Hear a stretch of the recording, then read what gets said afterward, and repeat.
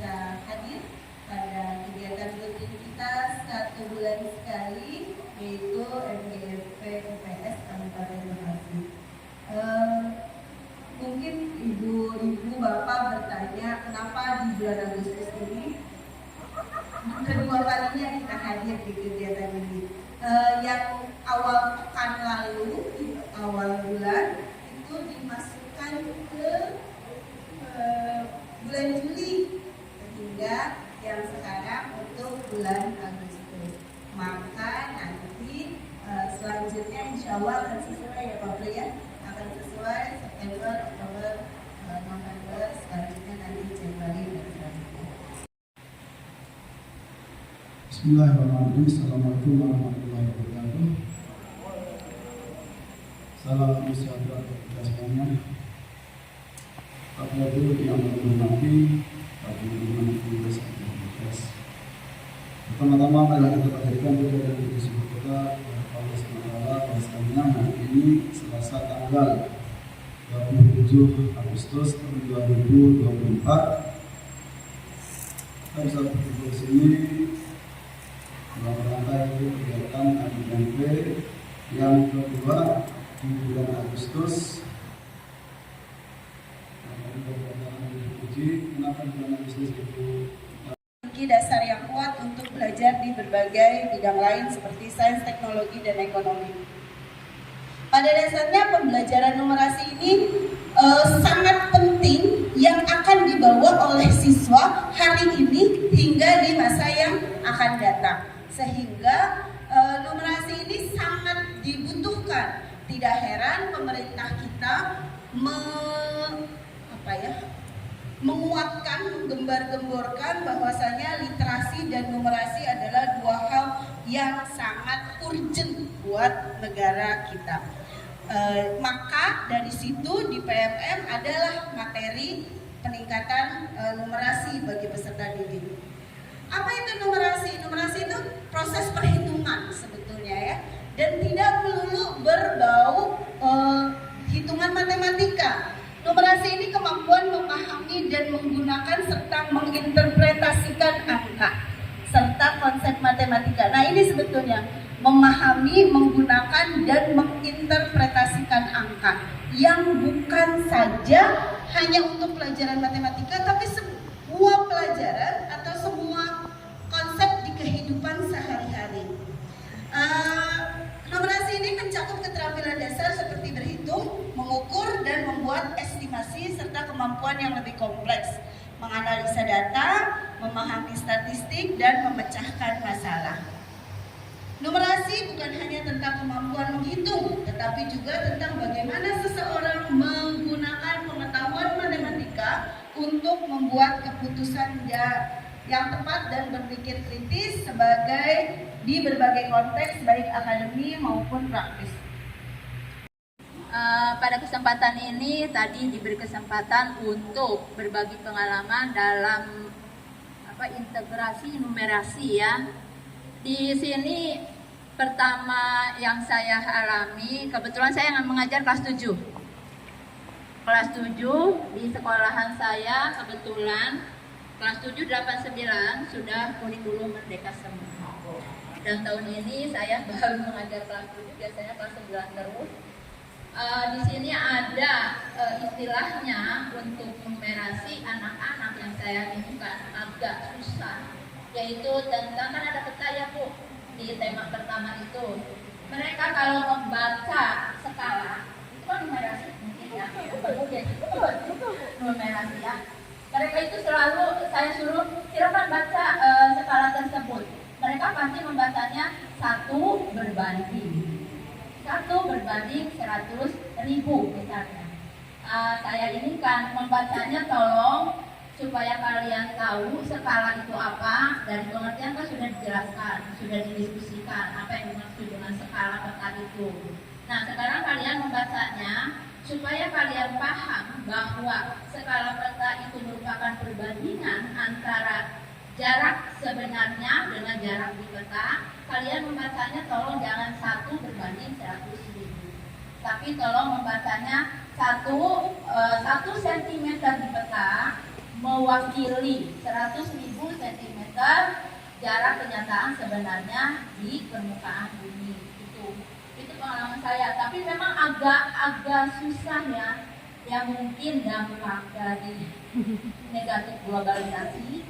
Anak-anak di sekolah saya kan namanya sekolah digital, jadi anak-anak di sekolah saya mereka bebas membawa handphone. Tetapi ternyata kalau kita sebagai gurunya tidak menyikapi tentang handphone itu, ada sebagian guru yang selalu membawa kotak, ya membawa apa istilahnya tempat handphone. Jadi pas pelajaran dia handphone kalau tidak dipergunakan dikumpulkan. Karena kalau tidak begitu ternyata anak-anak itu pada pintar-pintar nyolong-nyolong.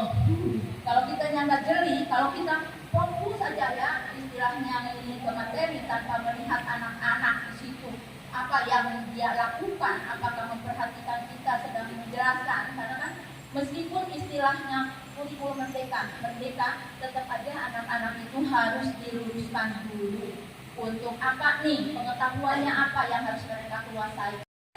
Problematika yang kita dialami itu analisa data. Siswa tidak mampu menganalisa data. Bisa bacanya, alhamdulillah betul bisa bacanya. Kalau siswa saya pas 100 saya Bu, 1 juta udah bingung dia. Apalagi kalau udah nol yang banyak, ibu bacanya gimana ibu? Baca 0, ibu bacanya gimana ini? Bacanya doang aja udah bingung, apalagi menganalisa datanya ya. Ternyata problematikanya sama. Siswa tidak mampu menganalisa data karena terima kita nih, sebetulnya kembali lagi kita yang kagak ngajarinnya dengan benar nih. Kenapa? Bukan kalau misalnya dulu di SD-nya sudahlah, itu sudah masa lalu. Di SD-nya gimana sih? Di SD-nya mau ngajarin baca. Ini aku tulisannya begini ya, letak waktu tulisannya begini, tapi bacanya kudu begini. Kalau perlu ditulis. Habis itu tiap anak dibaca berulang-ulang. Enaknya kurikulum merdeka kita nggak dikejar-kejar kurikulum, Pak. Nggak dikejar-kejar materinya harus sudah sampai mana, nggak perlu itu. Jadi ngajarin peta sebulan penuh ya nggak apa-apa Bu. Ngajarin peta 3 bulan juga nggak apa-apa, asal matang gitu. Ya mungkin akhirnya nanti siap cerdas, siap pintar jadi terasa bosan. Tapi nanti kita bisa melakukan pengayaan. Enaknya di situ. Agar mereka dapat menaklukkan dunia dan mengambil keputusan yang bijaksana dalam setiap aspek kehidupan. Kata siapa? Kata saya. Kata ibu semua. Kata kita semua. Oke.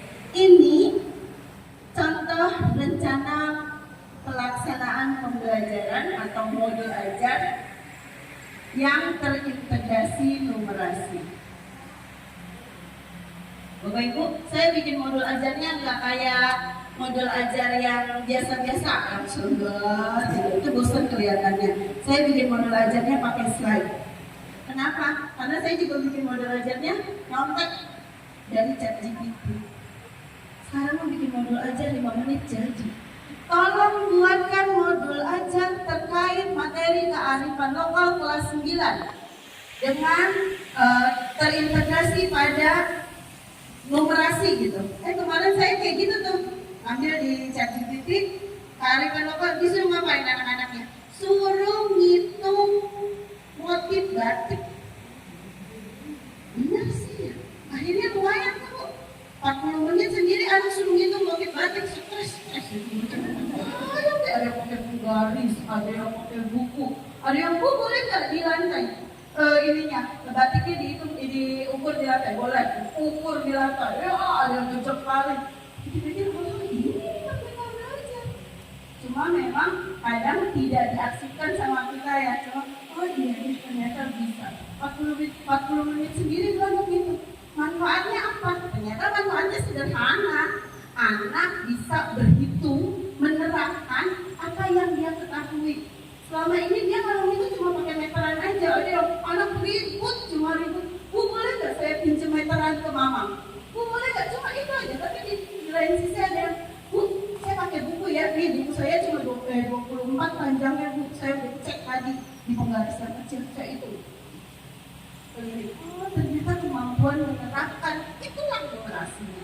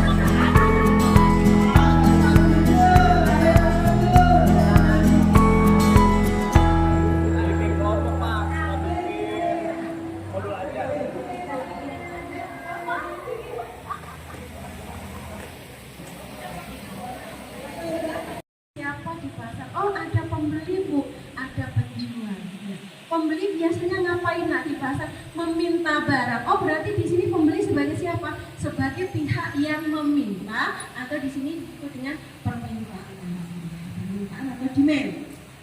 Nah, kemudian meminta barang kepada siapa? Kepada penjual. Penjual berarti sebagai siapa?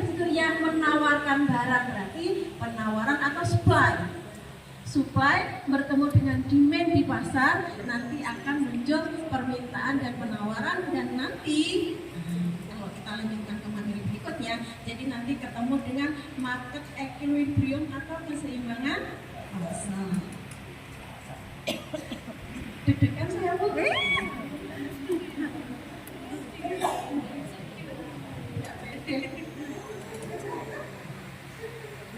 Materi yang kita ajarkan, yang pertama konsep dasar permintaan dan penawaran. Jadi kita bisa memancing siswa ketika pembelajaran itu biasanya dengan begini. Kalau saya sih Pak, mungkin nanti kita berbagi ya Bu, Bapak. Nah, kalau pembeli itu biasanya suka membeli dengan harga murah atau yang mahal? Yang murah, Bu.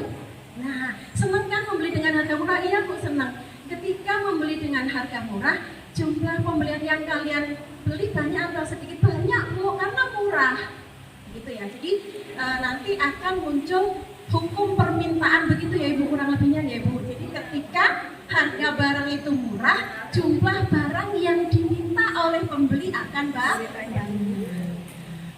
Mencari keuntungan, mestinya yang dicari keuntungan banyak atau sedikit? Banyak Bu, kan begitu. Jadi kalau keuntungan kepengen banyak, ketika harganya mahal, penjual itu akan menjual barang dengan jumlah banyak atau sedikit? Banyak Bu, supaya keuntungannya banyak. Nah, di sini nanti akan muncul hukum permintaan dan penawaran.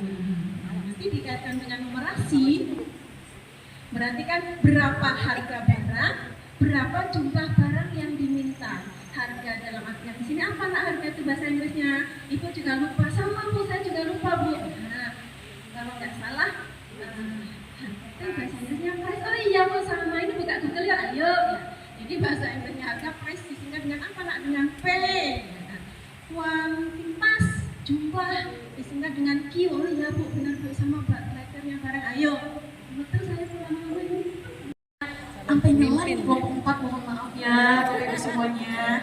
Tapi sebelum kita mulai, biar enggak kaku kayak Kanebo, padahal kita udah sering ketemu itu mulu orangnya ya Bu ya. Saya udah sering ketemu, sering ngeliat, cuman belum sempat kenalan ya Bu ya. Oke, untuk sebelum kita mulai ke hasil presentasi diskusi dari kelompok 4, kita ice breaking dulu. Kita sama-sama berdiri cari pasangannya 2 orang aja. Oke. Iya, pasangan. Sendal jepit aja pasangan, masa kita kalah tidak pasangan, ya kan? Oke, pasangan berdua, jangan 3, itu bukan pasangan ya. Nah, yang satunya jadi selingkuh. Nah itu.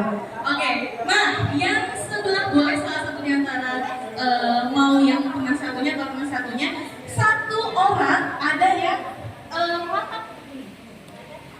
satu orang rapat dan satu orang terbuka, menjauh mendekat. Nama istrinya adalah menjauh mendekat. Oke. Nah, yang gerak adalah yang tangannya terbuka. Nah, udah tahu ya Bu ya? Ya, ini seru sekali nih ya. Ngetes kesiapan ini ya. Oke. Nah, nanti yang terbuka, kalau misal kata saya menjauh berarti jauh. Kalau mendekat. Kalau kata saya tangkap tangan temannya. Bisa? Bisa. Oke, kita coba ya. Ya, Ibu gimana dong? Gak ada temannya. Bapak? Oke, kita coba ya. Oke, ini nanti bisa bermain bersama siswa-siswi di sekolah ya. Oke, siap? Kalau siap saya mulai. Menjauh. Mendekat. Udah deg-degan ini ya. Menjauh. Mendekat. Tangkap. Ada yang ketangkap. Oke, siapa yang ketangkap? Nah, Ibu sini Ibu. Ibu yang ini ya, sini Ibu, mari Ibu. Ketangkap ya. Ini bisa berkali-kali sih Ibu ya. Tapi ini hanya sekali saja, karena ini iklannya bentar aja. Oke, Ibu dari mana nih? Dari sekolah mana? Namanya siapa? Dari SMP Cikarang Barat. Oke, Ibu, hukumannya nggak banyak kok. Cuma saya minta satu afirmasi diri untuk Ibu sendiri, mengafirmasi diri, afirmasi positif untuk diri Ibu sendiri. Satu saja. Afirmasi positif itu pengakuan diri tentang hal-hal baik, afirmasi diri kita bahwa diri kita itu baik, diri kita itu cantik, diri kita itu sehat, pintar, gitu. Diri kita itu berani. Itu salah satu afirmasi. Boleh Bu satu saja dan berikan alasan. Untuk menguat diri bahwa saya itu berani. Kenapa? Sebenarnya saya itu takut maju ke depan, tapi saya mengafirmasi diri saya kalau saya itu berani. Walaupun aslinya di belakang saya itu ada bunyai yang niut di belakang saya, cuman saya mengafirmasi diri saya hari bahwa saya berani. Begitu Ibu mangga. Ya. Apa ya? Saya cari ibu apa baik. Cuma satu afirmasi. Alhamdulillah hari ini saya diberikan semangat, ya, walaupun usia sudah lanjut, Luar biasa. diberikan sehat, alhamdulillah, dan semangat. Ya, mudah-mudahan yang di depan saya semuanya lebih semangat dari saya. Ya, itu aja. Ibu, terima kasih banyak Ibu, luar biasa. Jadi kita yang muda mohon maaf jangan sampai kalah ya. Ibu Mastura aja dan kawan-kawan seusianya itu semangat. Kita jangan sampai kalah ya bapak-bapak, ibu-ibu yang masih muda. Iya, oke, terima kasih Ibu. Oke, cukup ya. Makasih banyak semuanya. Bisa lihat ke depan langsung nggak apa-apa, bisa lihat langsung di handphone masing-masing juga nggak apa-apa, lebih enak ya. Oke, untuk yang pertama, hasil diskusi dari kelompok 4 ini, kita mengambil materi tentang dinamika penduduk Indonesia. Karena terlalu luas, dan sebenarnya pada intinya tujuan kita adalah lebih kepada integrasi literasi numerik gitu ya, numerasi. Jadi kita langsung aja, jangan terlalu luas, karena kalau misalnya Indonesia terlalu luas, jadi kita ngambilnya penduduk Kabupaten Bekasi. Kenapa? Biar pembelajarannya itu benar-benar real, nyata, tidak menghayal gitu ya, benar-benar melihat kondisi saat itunya. Dengan apa? Kalau misalnya dinamika penduduk berarti otomatis dengan data-data dari Badan Pusat Statistik atau BPS ya. Nah, oke, di sini ya Pak ya, kalau saya banyak. Oke, tujuannya komponen intinya atau tujuan pembelajarannya tadi saya sudah katakan untuk menganalisis data sensus penduduk. Kita nggak banyak, cukup usia dan jenis kelamin saja. Kalau anak banyak banget itu puyeng. Kita aja puyeng apalagi anak, ya kan Bu ya? Jadi udah cukup 2, usia dan jenis kelamin aja. Nah, kemudian itu analisisnya ya, pengetahuannya. Yang pengetahuan di sana nggak cuma sekedar baca literasi ya, literasi juga, tapi menganalisis juga, lebih ke menganalisis. Kemudian yang kedua adalah keterampilannya. Dari sisi keterampilan, tujuan kita adalah menyajikan, siswa dapat menyajikan dalam bentuk tabel, grafik, atau diagram. Nah, tabel, diagram, juga grafik.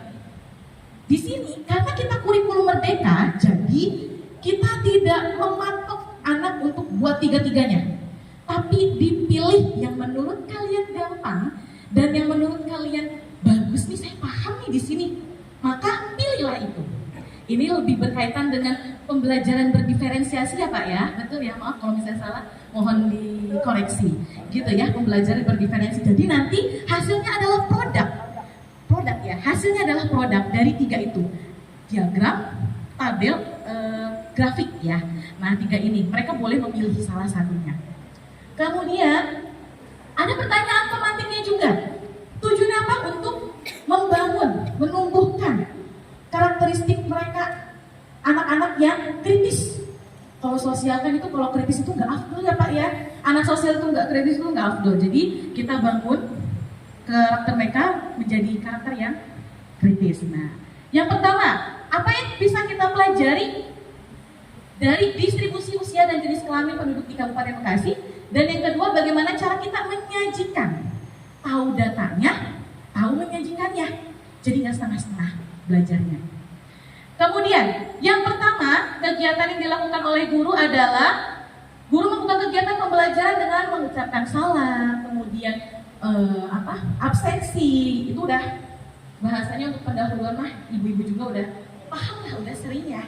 Gitu. Iya, absensi juga, ice breaking juga gitu. Ice breakingnya tadi salah satu contohnya simple sedikit gitu. Bisa 2 kali main, udah gitu. Bu, boleh nggak sih kalau misalnya nanti sanksinya nyanyi? Boleh sekali. Cuma saya tadi ngambil singkat mengafirmasi diri aja. Maksudnya apa? Nggak cuma sekedar ice breaking, tapi memberikan motivasi ke siswa. Mengafirmasi diri itu penting, gitu ya. Betul, konsep diri, masya Allah. Oke, terima kasih Pak udah bantuin saya. Oke, lanjut. Kemudian guru menyampaikan tujuan pembelajarannya. Kemudian juga guru melakukan persepsi dengan menanyakan pertanyaan pemantik kepada siswa. Pertanyaan pemantik yang tadi di awal sudah. Lanjut ke kegiatan inti. Nah, di sini kegiatan inti kami mencantumkan berupa website. Jadi bisa dipakai di sekolah yang anak-anaknya menggunakan handphone dan bisa juga dipakai oleh yang tidak menggunakan handphone. Bisa kita tampilkan di dalam fokus atau bisa juga di print aja datanya gitu. Jadi lebih nyata, lebih real, benar-benar objektif sesuai data yang ada, tidak menghayal, tidak mengada-ngada, seperti itu. Bismillahirrahmanirrahim. Assalamualaikum warahmatullahi wabarakatuh. Waalaikumsalam warahmatullahi wabarakatuh. Mohon izin Bapak menyampaikan presentasi hari ini. Perkenalkan, nama saya Wahyu Sudrajat. Saya dari SMP Negeri 5 Babelan. Saya nggak tahu nih ditunjuk sama senior saya. Suruh maju, padahal saya masih anak-anak ya. Ya Allah, masih bocah dari kemarin. Mohon maaf kalau nanti presentasinya kurang bagus ya. Mohon diarahkan. Oke. Baik, untuk saat ini kami dari kelompok 2 ingin mengambil modul ajar IPS itu tentang skala, di mana skala ini itu bergabung dengan peta. Nah, pas banget karena kita tentang modelnya itu numerasi. Itu pas banget dengan peta, karena peta itu menggunakan angka. Jadi biar nggak pusing-pusing saya dari materinya gitu. Baik, izin, aduh Mbak, di bawah. Nah, tuh ya kelihatannya nama penyusunnya aja Bu Gita, bukan saya. Oke, kompetensi awal ini kita mengamati wilayah pada suatu daerah. Jadi pada mengukur suatu skala itu pasti tidak jauh dari yang namanya peta. Jadi kita harus melihat atau menganalisis bahwasanya berapa sih jarak sebenarnya dengan jarak pada peta. Karena pada peta itu menggunakan perbandingan skala. Seperti itu ya. Jadi kita ini nanti akan mematik siswa ini jadi profil pelajar Pancasila itu kita mandiri terbentuk ketika mengerjakan latihan soal yang diberikan secara individu. Nah, latihan secara individu itu kita bisa menggunakan Bapak Ibu, kita mematik misalnya kayak contohnya kita tanya ke anak-anak kita, berapa sih waktu tempuh kalian dari rumah ke sekolah? Menggunakan kendaraan apa sih kalian? Bisa jalan kaki atau apa? Dari proses itu pun kita bisa mengetahui waktu tempuhnya dengan jaraknya. Dan kita itu juga memanfaatkan yang namanya teknologi di sini, Bapak Ibu. Nah, ini pengamatan objek itu kita menggunakan problem based learning, di mana alatnya itu pertama kita pakai gawai karena kita menggunakan peta, sehingga kita harus melihat jaraknya kita menggunakan yang namanya Google Earth. Nah, jadi kelihatan tuh kira-kira jarak pada peta dengan jarak sebenarnya berapa. Nah, bukan hanya Google Earth aja, kita menyediakan proyektor dan peta. Jadi sebelum anak-anak langsung praktek, kita menjelaskan dengan peta dulu. Apa sih peta? Bagaimana sih peta? Apa sih skala? Jadi sehingga penghitungan pada peta itu anak-anak bisa memahaminya dengan baik. Seperti itu. Nah, tujuan pembelajarannya siswa dapat menjelaskan konsep skala dalam peta dan model. Nah, kalau konsepnya menjelaskan skala dan skala pada peta kan seperti yang tadi saya jelaskan, bahwasanya jarak antar peta dengan jarak sebenarnya pasti berbeda. Nah, itu menggunakan peta untuk memicu bahwasanya bagaimana sih anak-anak itu mengetahui tentang peta. Karena pada pembelajaran IPS yang sudah saya alami, anak itu lebih senang melihat gambar daripada gurunya ngejelasin. Bosan, gumoh, sumpah. Saya pakai peta, anak-anak udah, ini peta ini. Nah, anak-anak kasih tugas, udah asik sendiri mereka. Percaya deh. 2 jam pelajaran habis sama anak itu. Kita nggak usah jelasin, ini ada peta. Udah kamu diskusiin deh tentang peta, selesai. Pasti. Nah, Alhamdulillah kita punya Pak Wahyu ya. Jadi ngeliat bapak-bapak juga di depan. Sebenarnya yang namanya guru, inilah istimewanya guru. Guru itu belajarnya benar-benar kudu belajar. Kalau zaman dulu saya pikir waktu kita masih kuliah, kayaknya belajarnya pas kuliah doang, ntar pas ngajar udah kagak perlu belajar lagi. Ternyata tiap 3 tahun kurikulum ganti, tiap 5 tahun harus pembelajaran. Hayo gue kudu belajar. Jadi kalau tadi Pak Wahyu bilang saya masih belajar, tenang Pak Wahyu, bukan Pak Wahyu doang, kita gue masih belajar semuanya. Alhamdulillah pembelajaran kali ini tentang integrasi numerasi pada materi pembelajaran IPS kita tutup kayaknya sampai 3 kelompok aja ya untuk presentasinya.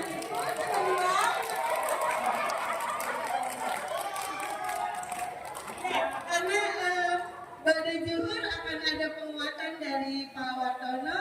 Sekarang kita sudah azan zuhur, kita salat dulu, makan. Setelah itu ada penguat sedikit dan kita bisa pulang.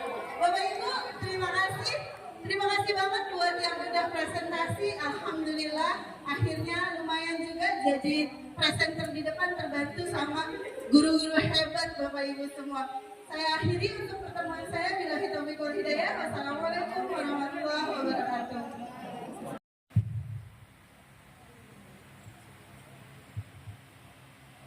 Sedikit ke anak supaya baca, karena mungkin kalau di bukunya nggak ada, kita hanya mengambil literasi aja supaya sedikit di situ. Ini sebenarnya RK tambahan apabila kita membutuhkan jam-jam ada kita pergi atau supaya kita anak-anak aktivitasnya tetap berjalan terlayani dengan baik. Dan itu menambah dukungan di materi itu. Ada lagi sebenarnya di dalam materi keluarga juga saya punya ada seperti itu, tapi